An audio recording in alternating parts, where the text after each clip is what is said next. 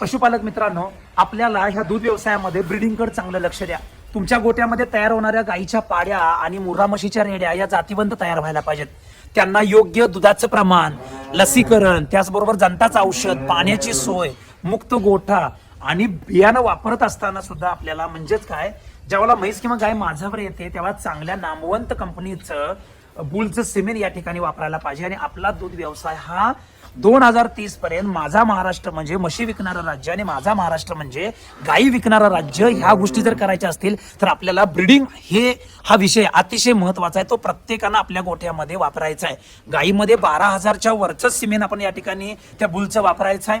आणि सगळ्यात महत्वाचं काय, याच्या बरोबरच जर्सी गायीमध्ये किंवा आपल्याला मुर्रा म्हशीमध्ये जर वापरायचं असेल तर या ठिकाणी मुर्रा म्हशीमध्ये 5,000च्या वर 6,500 पावणे 7,000 पर्यंत दूध देणाऱ्या म्हशीचाच रेडा आणि त्याच सिमेंट या ठिकाणी वापरायचं आहे. म्हणजे काय, आपल्या गोट्यामध्ये आनुवंशिकता ही फार पुढे घेऊन जायची आहे. ह्याबद्दल सुद्धा आपण या ठिकाणी बारकावे केले पाहिजे.